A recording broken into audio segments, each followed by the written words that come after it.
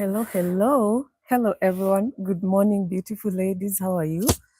How is your Sunday morning coming through? Um, Today is a special day because it rained so well. Our tanks are full.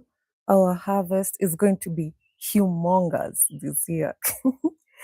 Whatever it is you're planting, it's gonna be humongous because now is the time to plant seeds. And today's topic is actually the fuel behind that mentality of a bountiful harvest. So, we've been doing this series, which is a scarcity mentality that is keeping women on a chokehold. And we've done time scarcity, we've done money scarcity, we've done love scarcity. And today we want to embark on a new topic, and it's called healing worthiness scarcity. We are going to talk about worthiness scarcity. Worthiness scarcity. Worthiness scarcity. Okay. So again, welcome, beautiful women. Welcome, women of the feminine flow, to the feminine flow space. The topic is gonna be deep because worthiness is something so quiet. We don't talk about it. It's something that we live with without really discussing openly. And it's worthiness scarcity, which is the belief that I must earn love. You will see that all these five scarcity mentalities really connect. I must earn love. I must earn rest.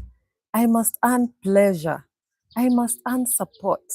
I must earn being chosen. Earn. And earning is all about working hard for it, working hard for it. And this is not true, and we're going to find out why. Because I keep telling you, the fact that you were born a woman means you were born worthy, okay? You were born with a prize that only you can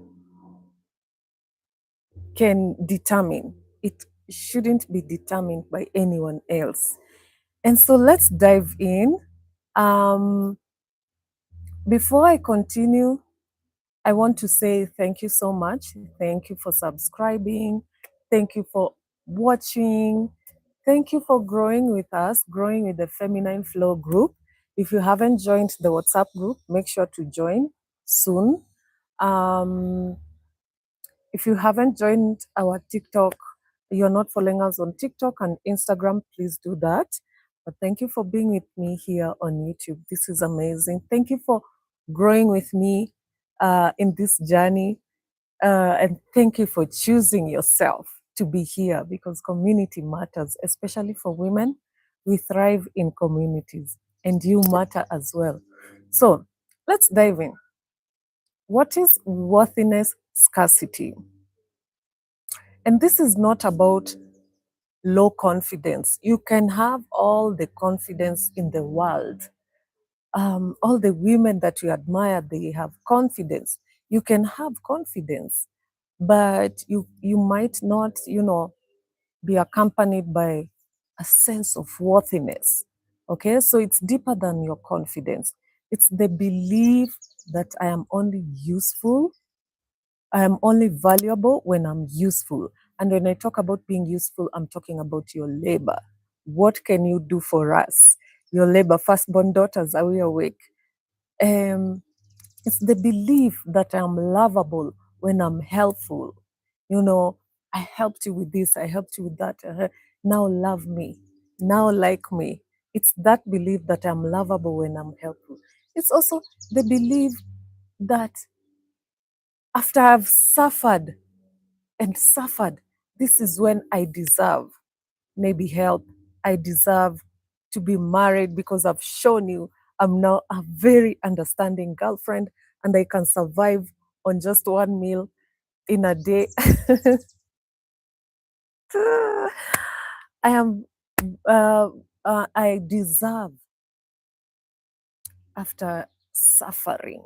You know, I went through the mud with you. Now I deserve. It's that belief.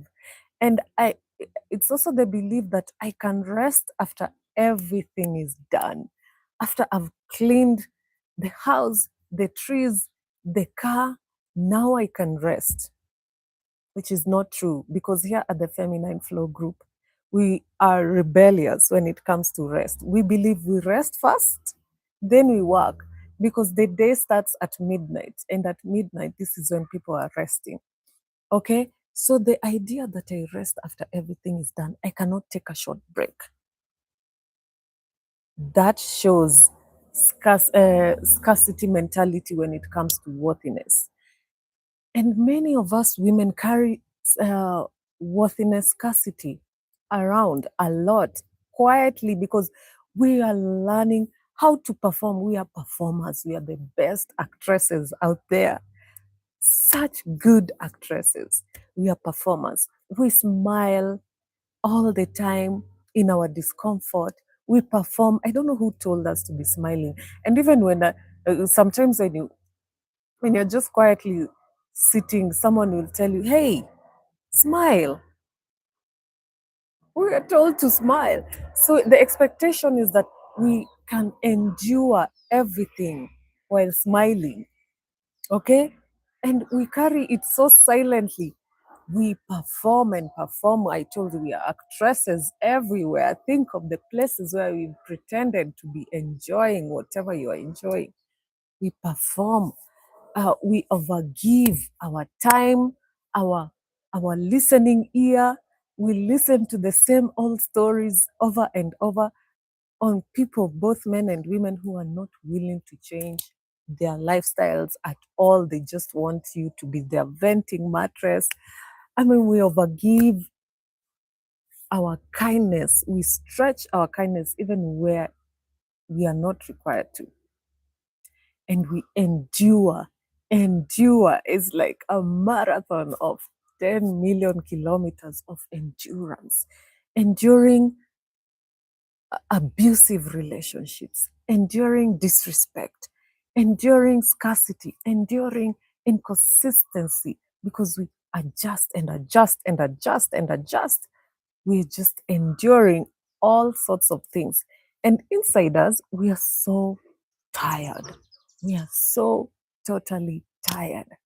Like the fatigue of pretending, performing, because we want, and it's not because we're trying to manipulate, it's because we are trying to make everyone comfortable around us at our behest, at our disadvantage. Is it raining? Um, and we feel so fatigued. At the same time, as much as we're enduring, we still don't feel enough.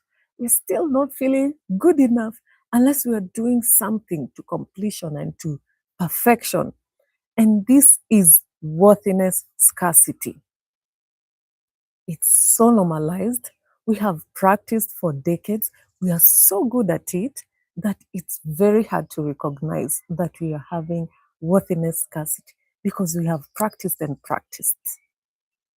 We are perfect. We have perfected the art. Yeah.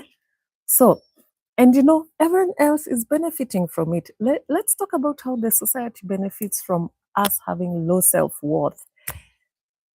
Honestly, the society benefits when women doubt themselves. We live in an environment where you have to be so insecure. You have to be insecure for the system to work. The matrix requires you to be insecure for you to know you're not good enough, for you to try again this way, that way, tomorrow, this evening. We are always working. We're not even pausing to find out, who am I doing this for? How does this benefit me? It benefits everyone else. But how does it benefit me? Uh-huh. So let's talk about how the society benefits from this scarcity mentality. When women feel unworthy, when women feel insecure, when women feel less than, we are gonna work much harder, because you can never tell me I am incapable. So women are always feeling, oh, if you do one more thing, I will consider you to be wife material. if you do one more thing, you will belong in this family, in low family. If you just put something extra into this activity, you will be the most amazing woman. So when women feel unworthy, they work harder. They work and work and work harder at work, at home, at motherhood. They even go over and beyond motherhood and become martyrs. They work at their relationships, everything. Number two, they accept less. They accept less because women want to show the world that we are palatable, we are easy to manage. I can survive on less. I am a martyr. Look at me being saintly. We accept less. We accept less salaries. We accept less in terms of pricing of our goods. We accept less, meaning we accept crumbs, breadcrumbs as a full meal. We accept, I mean, I can sleep on the floor, you sleep on the bed. I mean, we accept less. And the world benefits. The world is happy with this woman who accepts less. I don't have to eat this meal. I've saved it for my partner. I'll stay hungry, blah, blah, blah. It can even go to extremes. Number three, women stay quiet. The silence of unworthiness. And it's not tranquil silence, it's the silence of unworthiness. Because if I rattle a snake, I will be beaten. Or if I say so much, I will sound like I'm complaining, I will sound like I'm nagging. And women have been shamed into staying quiet because they're afraid of being called a nag.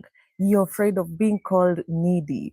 You don't put your needs on the table. You just say quiet and allow the discomfort to wash over you when as you watch other people thriving like Cinderella and her stepsisters.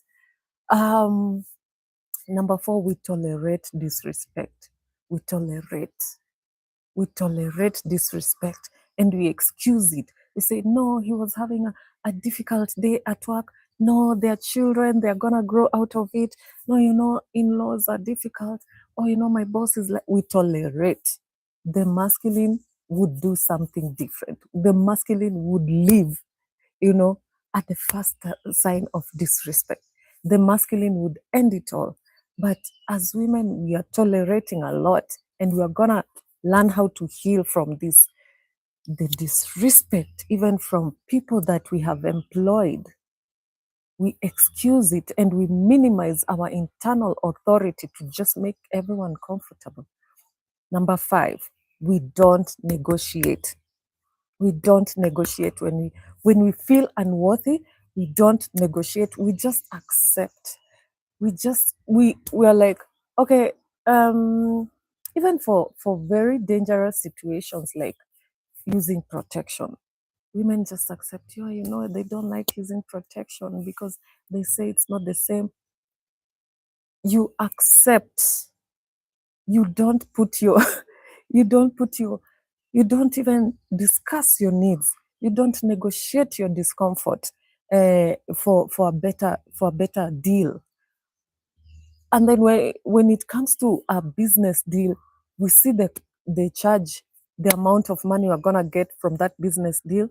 We don't even think of, let me try to ask for something higher. We don't negotiate. Generally, we just accept because we've not learned to value ourselves, to recalibrate what is our value, what is my negotiable, what is my non-negotiable. And then number six, women don't rest when they feel unworthy. When will you rest? Because you're performing this, you're trying this out, you're trying to be liked, to be loved. Women don't rest. And number seven, they don't complain. First of all, women don't rest because they don't feel they can give themselves the permission to rest. Have you ever been in a situation where someone walks in through the door and people scurry around trying to pretend they've been washing this, cleaning that, la la la la la la la? They can't rest. You cannot rest in an unsafe situation, and feeling unworthy is unsafe in your body. And then the seven, they don't complain because the fear of being called nagging, the fear of being told you are not satisfied with what I'm offering, with what life is offering, the fear of being seen as too ambitious, the fear of being seen as wanting more. You know, because we are expected to be martyrs, and a martyr is not supposed to complain. And I want you to escape the matrix.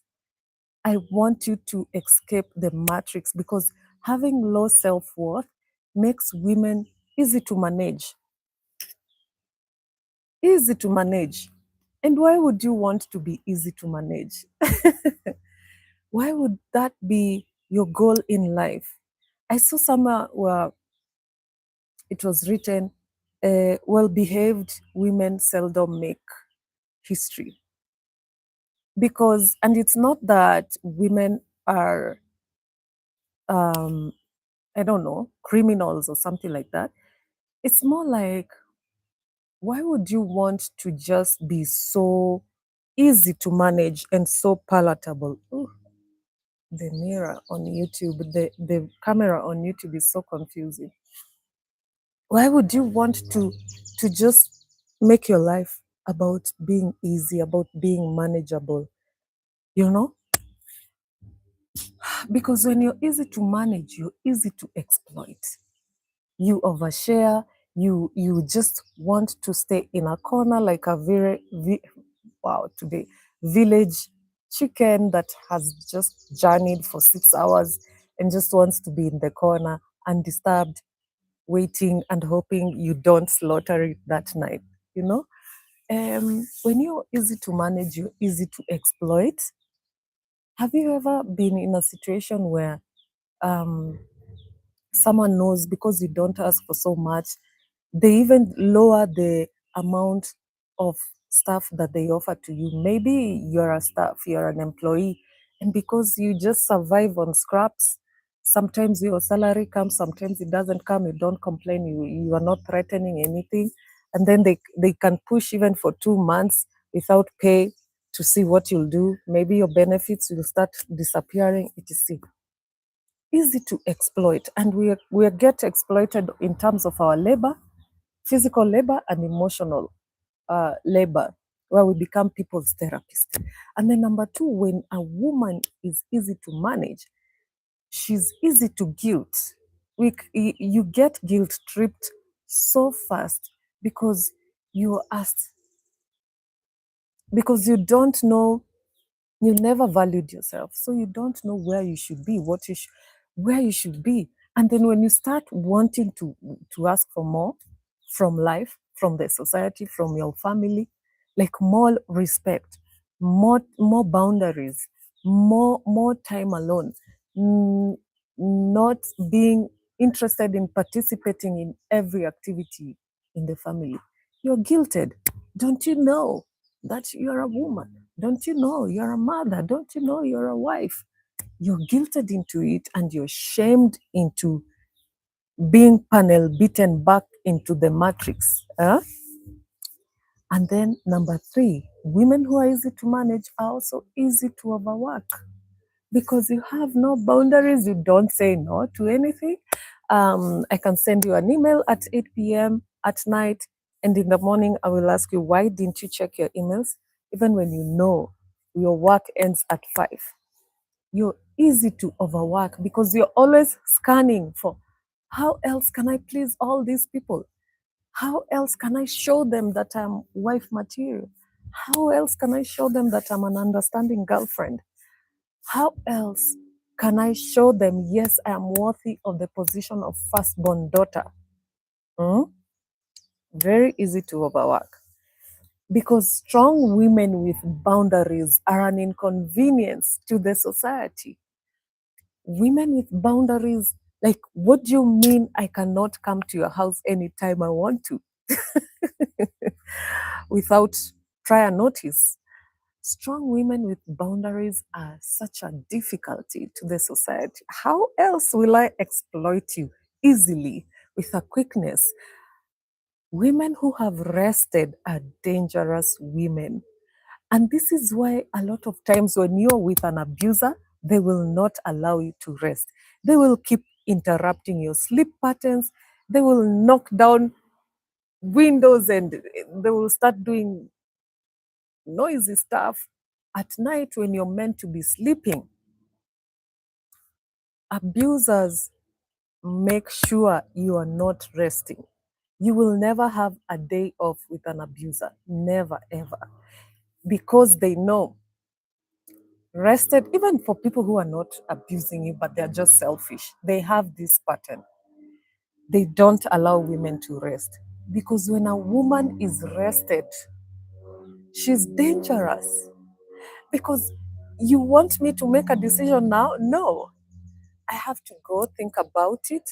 I will have to go and look at my own data. I have to check the patterns. You're telling me we're gonna go to this trip to Zanzibar next week, and you want me to stop everything, check your leave days, etc., and just follow you blindly when I've not seen your any tickets, any reservations. We've been together for 4 years. I've never seen any pattern of you being consistent. I'll think about it. Because sometimes people just want to hype you up so that they can get the dopamine rush for being a hypothetical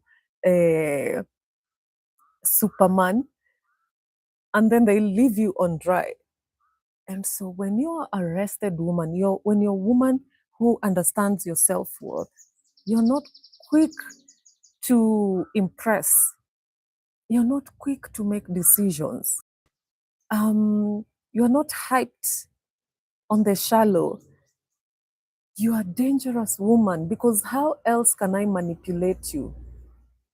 You make your own decisions based on your internal value system. You make your own decisions. Your financial decisions are intact. You have invested your money for your future. You're here doing internal development, the inner work. You are resting. You are telling yourself, I allow myself to rest. I will deal with this later. So you're not suffering from time scarcity mentality. You are not. And so you are not feeling like, oh, if I don't grab this inconsistent, um, emotionally immature partner right now, the rest are flying off the shelves. You are a dangerous woman. It's not easy to manipulate you. Women who know their worth are powerful. And I'm telling you, no one will give you your worth. You are the one to do the scale, balance your sheets, recalibrate what it means to be a worthy woman, and know it. Because you are not like an item on the shelves of a supermarket. If there's no sticker to show you the number of how much money you cost, no one would know. You are the one who has your internal sticker. You know your worth. You know things that are acceptable to you and things that are not acceptable to you. And by the virtue of being born a woman, you were born with worth. You were born worthy. So you don't need external validation. You don't need anyone to tell you you are worthy. You were born worthy. Okay? And from childhood, a lot of us were told to be worthy, you have to be good, and being good was so relative. You can be good by, like even hugging that weird relative you felt in your body. Blah, blah, blah, I don't want to do this. You are told, be good, be a nice girl, go and hug them. And this was telling you, cut your intuition and just do as we say. Be helpful. And helpful had no boundaries. I saw somewhere on social media where um, someone was condemning a 13-year-old girl. It was a mother that was saying, okay, so this family has this 13-year-old girl is the firstborn, and they have boys, smaller boys, younger than her. And the father took them for a shave. And the mother was like, how dare you not accompany your father to take care of the kids? How will he manage? The girl is 13 and she was expected be helpful, even when it meant being a parentified child. We are parentifying our children so much that when they grow up, they have no idea what is my work and what is someone else's work. So they're just collecting and piling up work uh, in an effort to be helpful, to be seen as helpful. So growing up, we were told be helpful. Also, we were told be quiet, shh, be quiet, don't complain. It's okay. Don't be quiet even when you're being abused. Be quiet even when things are unfair to you. Don't tell anyone. Don't tell your teacher. Don't let your father know about this. Don't tell your mother. Blah, blah, blah. Be quiet. And this is where we learned accept abuse, accept disrespect, accept the discomfort. Be quiet and just let it happen. What does that do to your self-worth? What does that do to your self-worth? Okay. And we are here not to shame ourselves, not to shame our parents, but to reparent ourselves because our inner child needs this. We are here to reparent ourselves, okay, by identifying what led to this pattern. We were also told be grateful, be grateful. And gratitude is a wonderful thing. It's one of the highest vibrations you can have, especially for a feminine energy woman who's learning to manifest, learning to pray. Being grateful is fantastic. And a grateful child, a grateful woman, someone who understands that the universe has provided for me, God has provided for me. Gratitude is very high vibrational. But what gratitude were we being told? Because we have to be gratitude from a point of self-worth. We are not going to have immense gratitude for breadcrumbs, for breadcrumbs, because this is how a lot of us were socialized. Be grateful that at least he calls you once a month. There are so many other children, people, women who don't even get the phone call. Be grateful that he goes out, he cheats, and he comes back to your house. You know, weird things that we are told to be grateful about. Be grateful that, I don't know, be grateful for breadcrumbs. Be grateful that the abuse was not physical. Or be grateful that he wasn't physically abusing you. At least emotional abuse is not as bad as it's all abuse. There's nothing to be grateful about. When it comes to negativity, we are not going to scale the negativity and say, thank, thank you for being this negative and not this negative. Our gratitude should come from honesty and should come from sincerity. What are we grateful about? That was one way that you were told from childhood to do. Just be grateful over anything. And then the fifth thing we were told was don't ask for too much. Don't ask for too much. Don't ask for too much. We knew our parents had the capacity to to replace torn clothes or whatever, but you are told that's enough. Don't ask for it. And we know that our friends have time. The idea of not asking for too much is to contain you, to be manageable.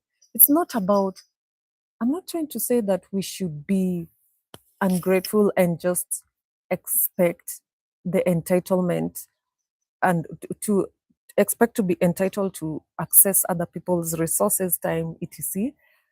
But to be told to shrink down and be palatable. Don't ask for too much. Don't ask for a raise. Don't ask for respect. This is something that has been ingrained in us since childhood. Don't ask for someone to pull the end of the bargain, someone to take on the labor, to share the labor with in the household.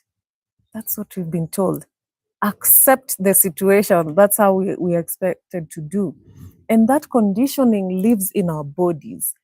Decades, some of us listening are in their 20s, in their 30s, 40s, 50s, 60s.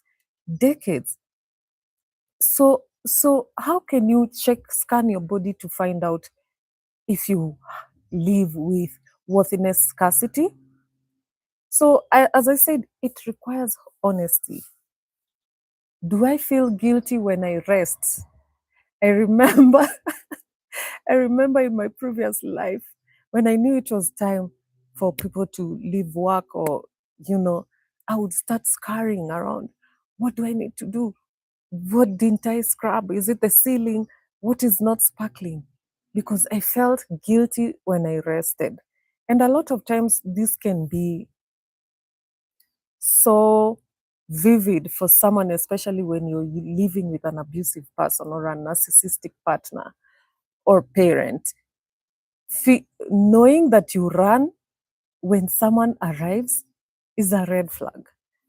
But also within yourself, when they are not around, do I feel guilty when I'm resting? Not because of external factors, but myself. Do I allow myself to rest? Do I allow myself to let go and bum for the day and just couch potato, become a couch potato?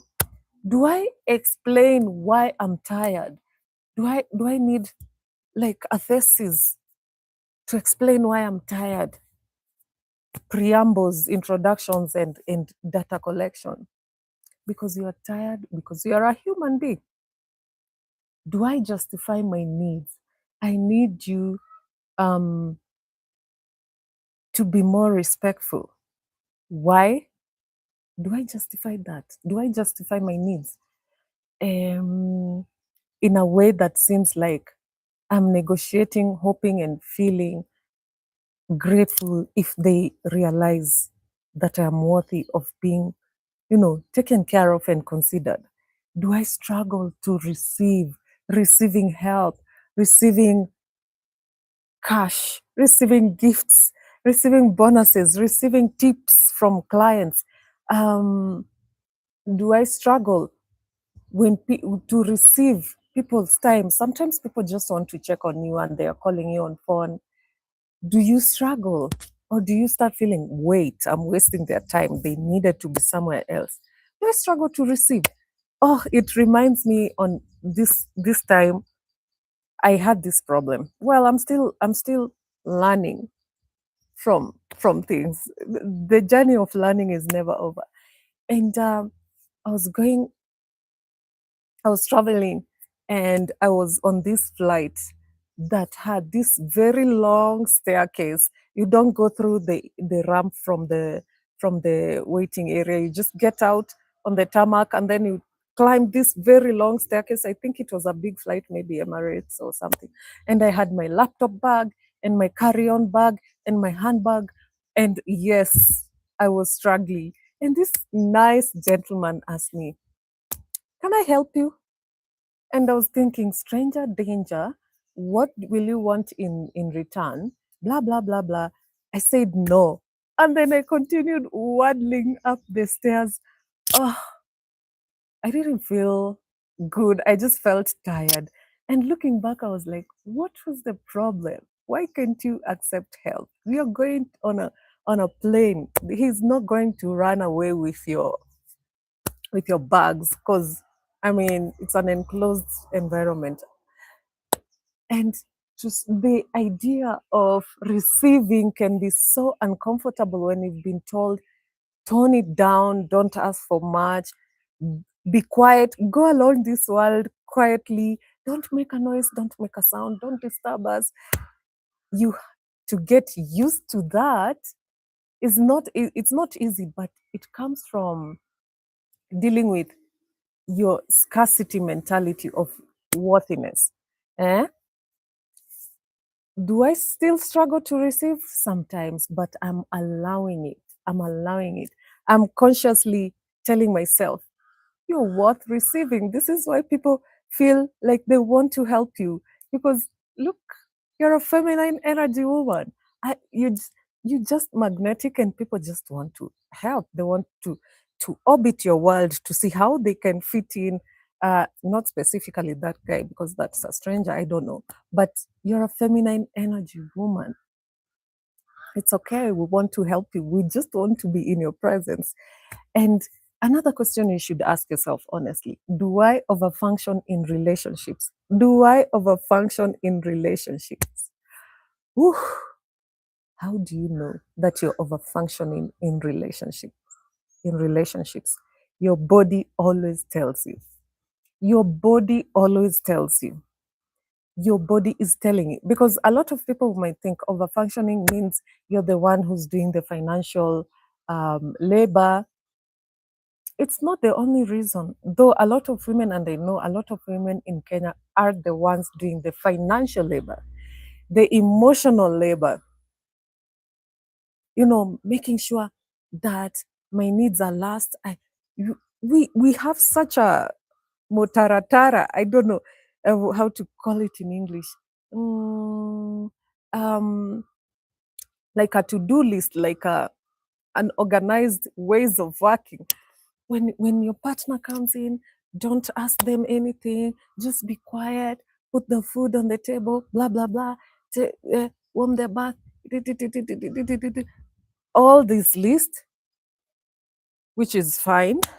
But when you keep doing something that requires you to shush yourself, to silence yourself, so that others can be comfortable in your presence, and your needs will be last, will be, if your body will tell you you're overfunctioning, your body will tell you when there's resentment, your body will tell you when you've been unheard and unseen and unnoticed, when you're disappearing to the background, when you're mothering, when you're in your martyrdom era. Your body always tells you. Your body always tells you. Are you overfunctioning? You need to sit down, be honest. Don't forget the unseen labor. There's the physical labor and there's the emotional labor. There's the financial labor. There's the planning, mental load in relationships. You have to check. You have to find out, are you overfunctioning? Do you apologize too much in general? Are you always sorry? Sorry, I'm late. Um, Sorry, I don't like eating pork. Sorry, today I just wore this pink thingy that keeps moving around. Sorry, I didn't see your call. Sorry, I'm going to be late. Are you over apologizing? Because a lot of times, because we've been so socialized to apologize as women, we even apologize for merely existing. Sorry, I'm really thirsty right now. Sorry, I've not had breakfast. Um, yeah, I wanted to do this first.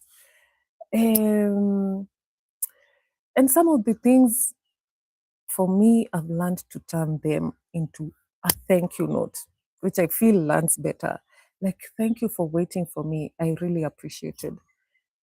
Thank you for holding space for me. You know, because sorry is makes you shrink so much. It comes with a lot of guilt, and this is what I want us to move past. Another thing that you need to ask yourself: do you feel guilty being spoiled, uncomfortable, maybe even negotiate? Don't spoil me. Do you feel uncomfortable being spoiled by someone who just wants to spoil you? Your sister, your mother, your father, they bought you something, your masculine energy person. Or another thing, do you feel like you downplay your achievements? Women, downplaying our achievements. You know your project went so well, but you say, oh yeah, yeah, yeah. It was not so hard to do. It was. It was a challenge. Otherwise, everyone else could have done it. You have a master's degree, you have a PhD. Oh, yeah, yeah, yeah. I have 2 degrees. No, you have a master's and you have a PhD. You are an expert in the field. Um, yeah, I bought my car. I bought a house. It's not something to downplay. It's an achievement. It comes from work.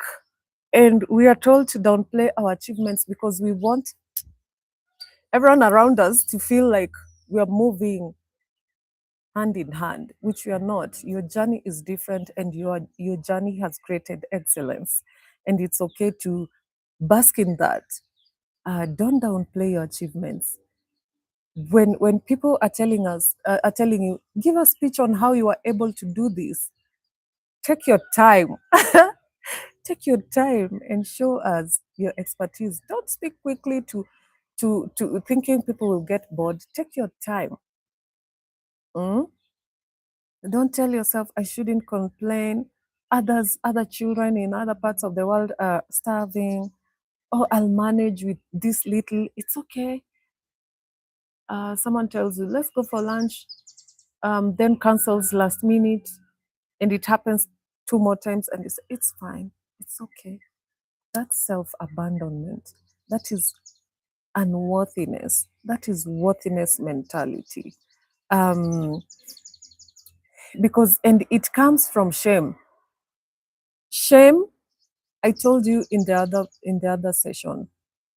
In cohort 1, we had a very good therapist who came to speak to us in one of the sessions, live sessions, and she was telling us that shame does not belong to us. Shame was put on us to make us more manageable. Shame does not belong to you, it belongs to someone else, the one that put it on you.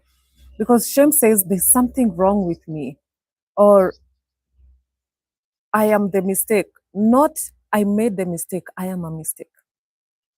And a lot of us were shamed growing up, even right now, for crying, for needing help. What do you mean you need help as a mother? People believe that women were born with a software that is called motherhood. So, me, when I'm having a baby, you're not coming to help me because you believe I know what I'm doing. I have no idea of what I'm doing.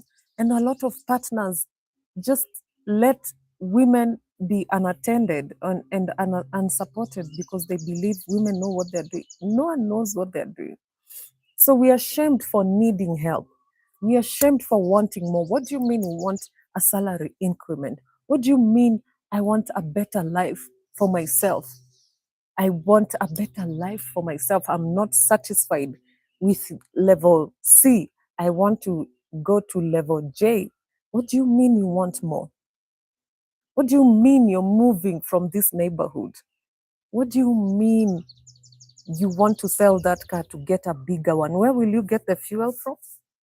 Women, we are shamed for being emotional, and to be a feminine woman is to be emotional and to feel all sorts of emotions. They belong to us. They just come to give us messages and then they leave. We are shamed for being sensual and for having libidos. We are shamed for wanting pleasure. We are shamed for being ambitious. We are shamed for being tired. What do you mean you're tired? My mother used to work back in the day. She used to get into the farm at 4 a.m. and leave at 3 a.m. the next day. What do you mean you're tired? You work on the computer every day. So what we are learning is to hide, to perform, as I said, to perfect, to prove points, because shame and worthiness, scarcity work together. You need, like, the society needs you to carry some shame so that you have worthiness, scarcity, so that you'll be more manageable, more palatable. So when shame is present, self-worth disappears. We tolerate more. And I want us how to heal. Again, back to our feminine energy. Our feminine energy is a healing power. And I do personal coaching with women all the time. And I tell them, Speak to that shame. Take a list. Take a list of the things you've been shamed for. Even if you know that a lot of times you don't know that you've been shamed. Take a list of things that you feel this is unacceptable based on your bringing, based on what you've heard from others, to nap during the day. For me, that one was so unacceptable. What do you mean you're napping? Have you seen the cobwebs on this ceiling? Have you seen the way, I don't know, something, something? Can you go and correct that first before you think of napping? And even to rest was so, what? The idea that you're resting was such a big deal. Because I remember dinner time, eating while doing something. That was the norm. Eating while doing something. Eat while you take the peas out of the pods. We call it kutoa minji. Eh? Eat while washing utensils in the kitchen. Eat while doing something. Resting was such a, it was like, resting was such a thing that you should never accept. You had to be productive 24/7. Productive. And I'm a firstborn daughter. So productivity, even right now, I have to rest and have nothing to do is something that I have to force myself to do. Force myself. Sometimes I can uninstall apps, communication apps, and just allow myself. I'm longing for the day that I will have a second phone so that I can take one phone away and the communication phone and keep it away and only have like one or two emergency numbers and just leave one phone somewhere. Oh, I don't know if I will transfer the same behavior to the other phone. Let's see. But resting is something that doesn't come automatically for me because of the conditioning. And burnout has been something that I've carried for decades. And I'm changing that in 2026. Watch and see. And I'm actually going to have a series regarding burnout and the steps I've been making to end burnout in my life. Okay, so I wanted to say that when I do personal coaching, I tell women, let's list down the shame areas we've carried in our life that has have an impact on our self-worth. And usually this is the hardest exercise that I do with women. It breaks. You have to break, disintegrate, and face shame and call it and say, you don't own me now. Okay? And when we go back, we heal through feminine energy. And feminine energy is not weakness, it's receptivity, it's softness, being soft to ourselves, it's intuition, opening our intuition and allowing our inner wisdom to flow through us. Because one thing that scarcity does, it kills intuition. And when your intuition is shut down, you become so manageable.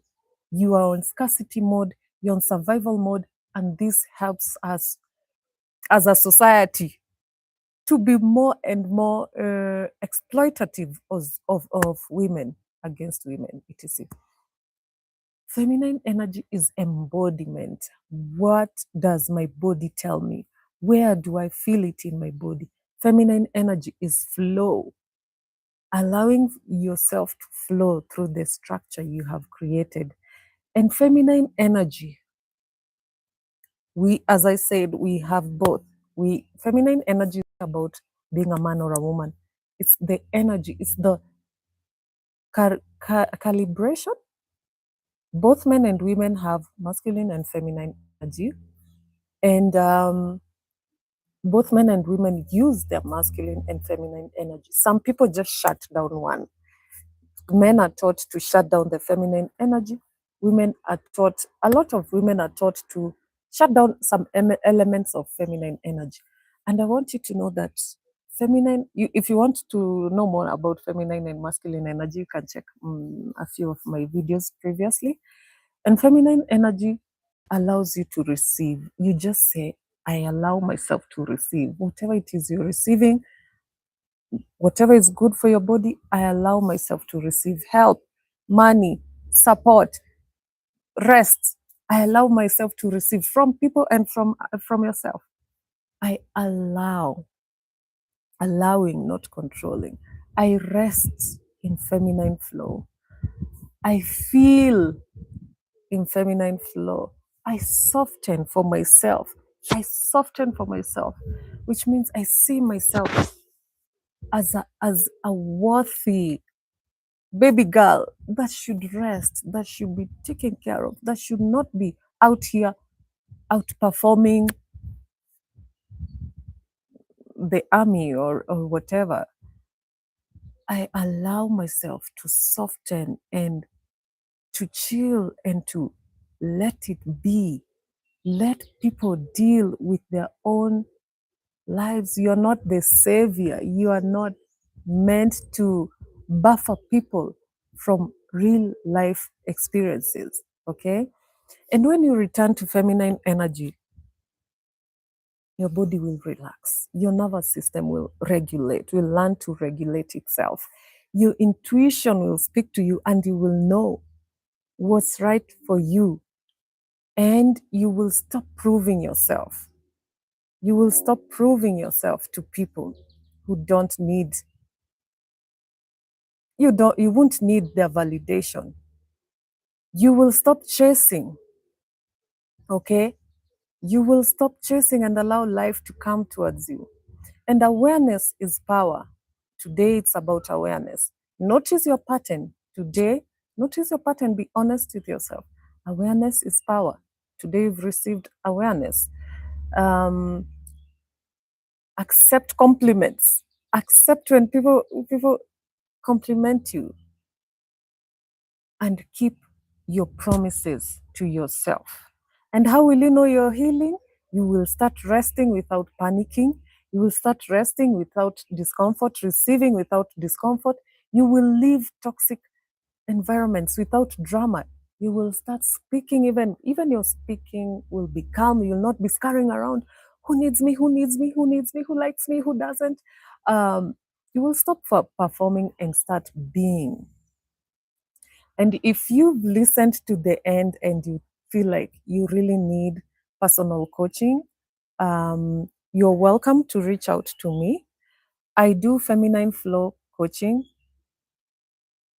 to get back to your feminine energy and to recalibrate your self worth. It's a journey, it's a tough journey because inner work is a journey. And you're worth doing that for. You've been doing it for other people. You've been doing it for a lot of people. You're worthy. You are worthy not just when you've succeeded. You're worthy even when you're crying, when you're on the floor.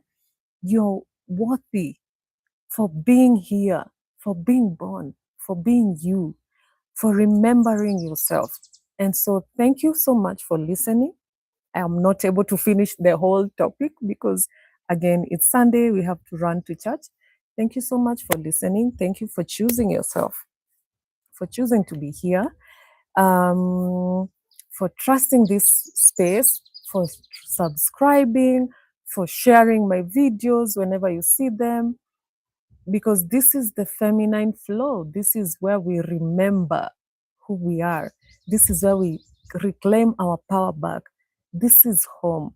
And I'm proud of you for choosing to remember yourself, to remember your feminine energy, for choosing yourself, for recalibrating your worth, because your worth is internal. No one will tell you what your worth is. They will undervalue you. Value yourself. If you want to do coaching, we can talk step by step on how to do that. Tailor-made for you, steps that only you can make. Okay? Write to us if you have any comments, if you have anything you want to share with us, feel free to inbox us, DM us. We're on TikTok, we're in IG. Well, we have a WhatsApp group. Join us and have a good Sunday. Take care and bye bye.